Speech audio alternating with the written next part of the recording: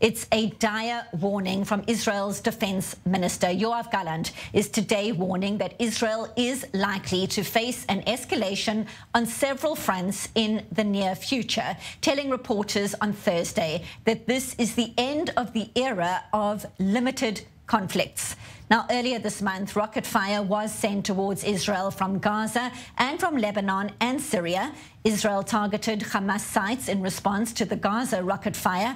A suspected Iranian drone was launched from Syria, and there were clashes at the Al-Aqsa mosque in Jerusalem. There were also a series of deadly terror attacks on civilians in Israel and the West Bank. Gallant is reiterating that Iran is the driving force, plowing hundreds of millions of dollars into Hamas and Palestinian Islamic Jihad, plus it's injecting money into Iranian-backed militias in Syria, Iraq and Yemen. So for more reaction, we now bring in Israeli-Palestinian relations expert, Colonel in the Reserves, Grisha Yakubovich, the former head of the civilian department of Kogat in the IDF, and he joins us from Skula here in Israel. Thank you so much for your time. So the Defense Minister, Yoav Gallant, admitting today that Israel has been increasing attacks in Syria in recent months to prevent Iranian deliveries to the country. Now, Israel doesn't often admit to these strikes aimed at stopping Iranian entrenchments. It's all part of its policy of ambiguity. What do you make of this more assertive strategy right now? I hope, Benita, that you are not surprised, because I'm not surprised. Unfortunately, it's not even a firefighting. This is not something new. We are aware of this reality.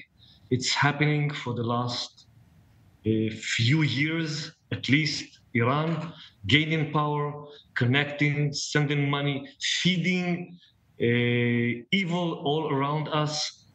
And unfortunately, what the government did and what the government is doing is not really, let's say, the proper answer to those new, as said by the Minister, trends. It's not something new. Actually, the government declared in the past that Iranians were moved far away, 80 kilometers from the border, and there will be also a reduction of forces, of Iranian forces, and it didn't happen. Only the last 48 hours, 40 military Iranian instructors crossed the border from Iraq to Syria, and they were posted in Deir Azor, in Homs, in Daraa, in Damascus, in Asweda. And unfortunately, the Iranians don't give a damn about us. This is the unfortunate reality.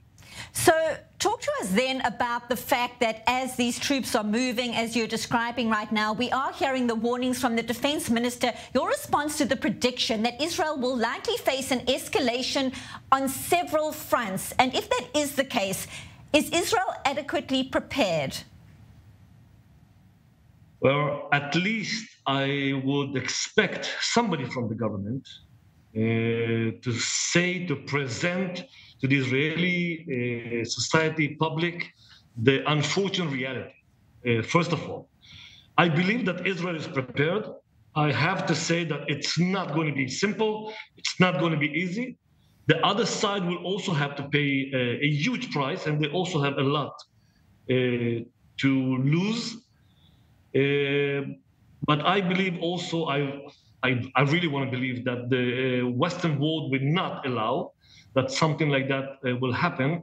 And I hope that the Western world, led by the US, will not allow that Iran will hold a nuclear bomb or a nuclear weapon.